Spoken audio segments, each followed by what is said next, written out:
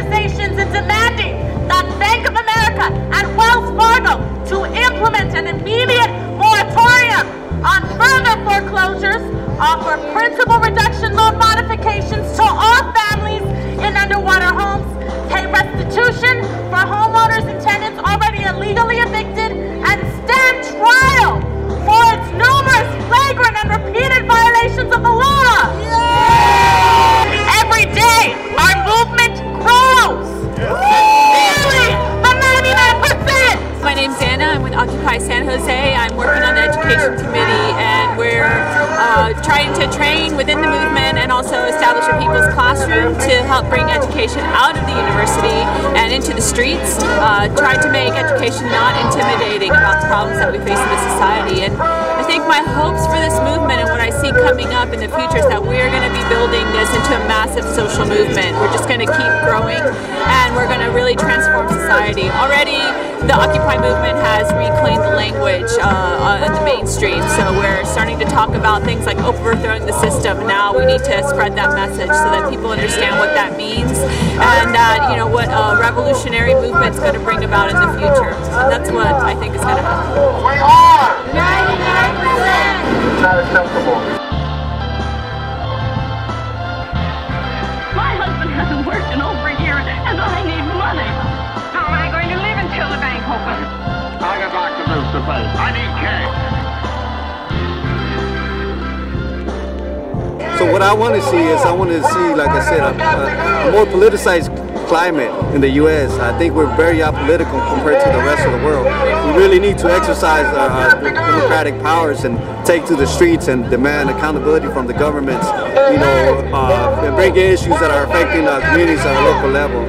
So that's what I want to see. I want to see change. An injury to one is an injury to all. An injury to one is an injury to all. Shame on you! Shame on you! Shame on you! Shame on you! Shame on you! She said what? She said what? She said what? I'm Joe. I do most of my work with Veterans for Peace, and I'm going to be continuing what I do is try to get some conversations going. If not conversations, I'm going to be just putting in, I won't even call them icebreakers, but things for people to think about, like, do you have benefits when you see the Walmart greeter? Or how are your benefits? Health insurance? Retirement? Full-time job maybe? Or how's the war economy working for you? And what do you think about all this school defunding, and kids can't even get books? And class sizes up to 40 kids per teacher. So that's what I'm going to continue doing. They do most of the working and paying and living and dying in this community. Well, is it too much to have them work and pay and live and die in a couple of decent rooms and a bath? Anyway, my father didn't think so. People were human beings to him. But what are the real criminals? Because the real criminals don't wake up at 6 a.m. in the morning to feed their families and take care of their people. The real criminals are these people right here who fought for independence. What do you want? Justice! When do you want it? What do you want? Justice! When do you want it? My name is Gina Gates, and I'm a leader with Most Holy Trinity Pact, and we've been working on banking accountability now for 2 years. But we'd like to see in 2012, we'd like to see some people go to jail. We support our Attorney General, Kamala Harris, 100%. We want to see a meaningful settlement for folks who have lost their homes to these banks who have taken them by crook. And of course, we would like to see some relief for homeowners. We want to see principal reduction, and we want to see people who can pay for their homes stay in their homes. You're right when you say my father was no business, but he did help a few people get out of your slums. And what's wrong with that? Here, you're all businessmen here. Doesn't make them better citizens, doesn't make them better customers. You said that they had to wait and save their money before they even thought of a decent home? Wait for what? Until their children grow up and leave them, until they're so old and broken down that you know how long it takes a working man to save $5,000? $5,000? $5,000? My name is Catherine Rodriguez, and I'm a student at San Jose State University.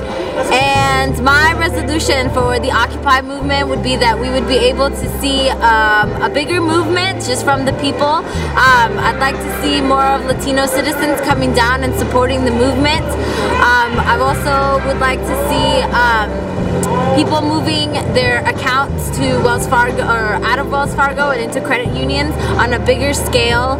And let's see what else. I'd like to see foreclosure homes being occupied by like tons of students, tons of people from the community, and just making it so that the banks have to do something about it. So there's like a mass amount of people just occupying so that they have to do something about the foreclosures of the homes of people. Because he wants to keep you living in his slums and paying the kind of rent he decides. Joe, you had one of those Potter houses, didn't you? Well, have you forgotten? Have you forgotten what he charged you for that broken down shack? Here, Ed, you know, you remember last year when things weren't going so well you couldn't make your payments?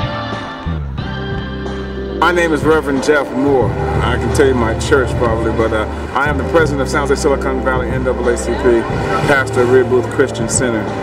2012, what I'd like to see, or ending up 2011 would be for all the privatization of prisons to be shut down in America.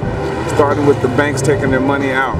Starting with our community and NAACP and help leading the way is we are currently preparing to a press release to withdraw our funds from Bank of America and move them into a community bank or a credit union here in San Jose. And I would challenge the rest of the community, the African American community, the black community, the Latino community, all communities of color to stand up to these banks, because it's our brothers and sisters who are in the prisons. It's our brothers and sisters who the banks took advantage of. If we look on East Side Jose and see the Red Line District, those are our people they took advantage of, and until those are responsible are held responsible, we should not let up off these banks. And that's what I'd like to see in 2012. Don't look now, but there's something funny going on over there at the bank.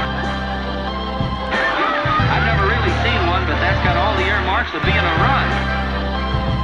Hey, Reedy, you got any money in the bank? You better hurry. My name is Sandra Huerta. I am a San Jose student, and my hopes for the Occupy movement, and specifically Occupy San Jose, is to finally unite with the communities of color, the immigrant communities, the workers, the unions, to where we can bring a stronger movement in general. So just having a more united front. I've known there's been troubles in the past, so I feel like that'll be the best way to improve and better the movement of Occupy San Jose.